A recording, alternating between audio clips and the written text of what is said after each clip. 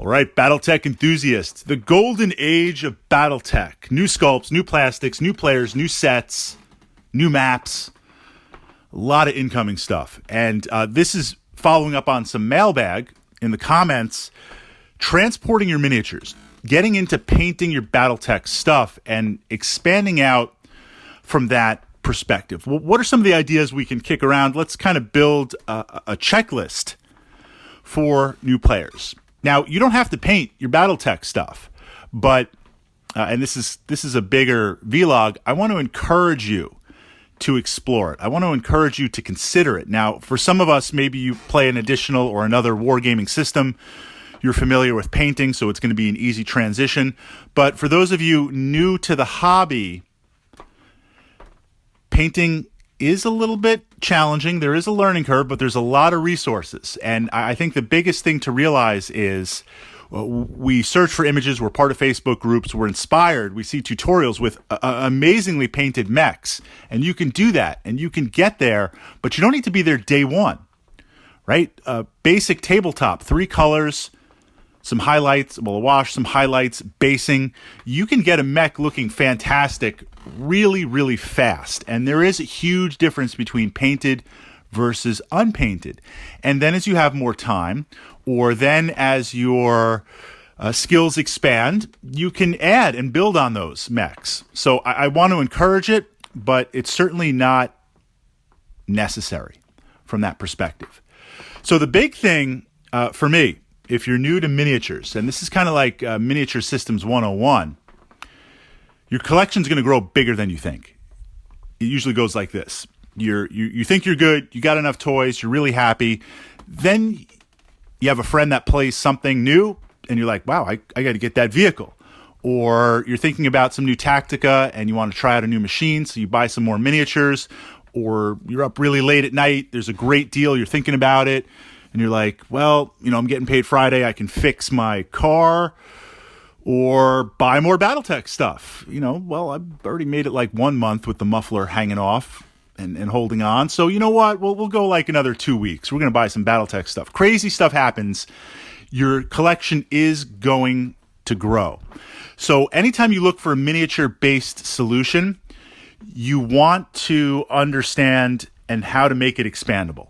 Ask that question, how is it going to grow? So if I have 24 mechs and I buy a really slick tool case and convert it for 25 mechs, you're going to fill that up.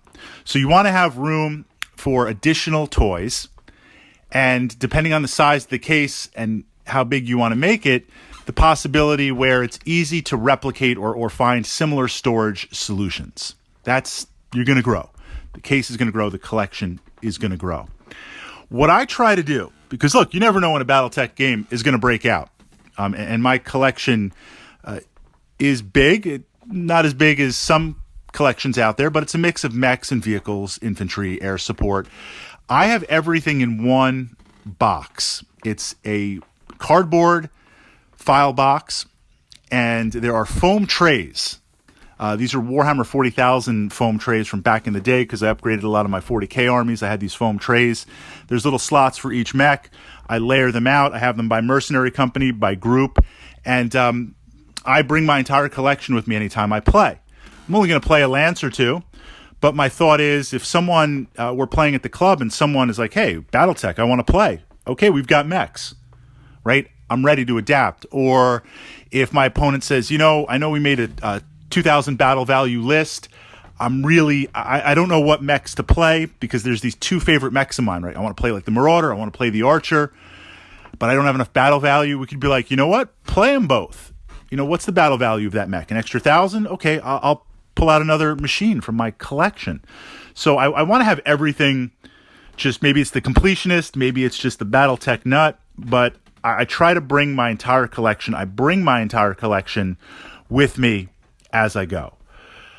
Something to consider. Or if your collection is small enough or you want to break it down by lances, right, you'll have to come up with this storage system. So if we look at the sets right now, I have to say they're very well done. The Game of Armored Combat and the battle packs and everything, they hold the mechs. You could use those as your storage solution. If you painted up your mechs and machines and then maybe a slight sealant, I think they do very well in the plastic, and that would protect them very well. One could say just take the plastic trays out, put them in a toolbox. The top could be the books and templates and tokens and dice, and you're ready to go.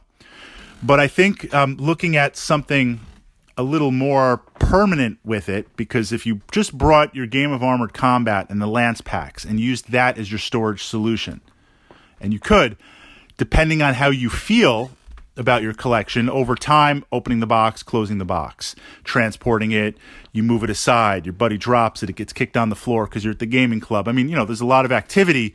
It's going to wear and tear.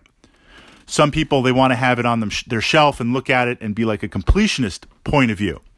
Could go both ways. So you might want to protect the integrity of your boxes and your collection and shift out. You could kind of do both, where if you had the packs and the Armored Combat sets on your shelf and that was your miniature storage solution, and you're like, hey, I'm going to go play Fritz, I have my Lance, transfer out that into a box, into a case, and take it and play. I mean, a lot of solutions. The other thing I would consider with your storage solution, and again, it's not always right now. It's where you're going with Battletech. It's where you will be going with Battletech. You might not be a part of a gaming group. You might not play at a club. It might just be you and your friends. Battletech and Warhammer 40,000, when I first started, it was just in the basement every Friday with my three friends. We would play Battletech. We'd play 40K. We'd play Aliens, Leading Edge, just a lot of games and have some fun. I never really went to a club or a store until much, much later. Consider coming up with a solution, a system. I like the Plano boxes and toolboxes where you can have your mechs all filed away, ready to go. And at the same time, you have space for the rules, for the dice, for tokens, for your maps. Essentially, Battletech in one kit. Because then you can bring this. I mean, it makes storage at home really nice just to bring out and play, put it back, put it on the shelf or in your gaming closet. But being able to bring everything Battletech to play at your friend's house or a gaming store or a gaming group, it's nice to have. It's nice to have all that. So I always try to build my systems out, and I have this with Battletech, 40K, Chain of Command, something that fits everything that I need to play. Battletech is one giant Plano box, and I've got a tube to roll up my neoprene mat, put that in. I'm ready to go. We're ready to play. We're ready to, reactors online, and let's do this. So with that storage solution, that would be the checklist. And your collection, again, the big takeaway. Trust me, this is a good thing. Your collection is going to grow and expand. You want to be able to reasonably accommodate that. Not do something custom for 24 mechs, and then you're like, man, I got to get those other machines, or I got to get that other pack, or, you're on Etsy or 3D printed stuff and you're adding mechs. Things are going to grow. You're going to grow. Things are going to evolve. You're going to evolve in this amazing hobby.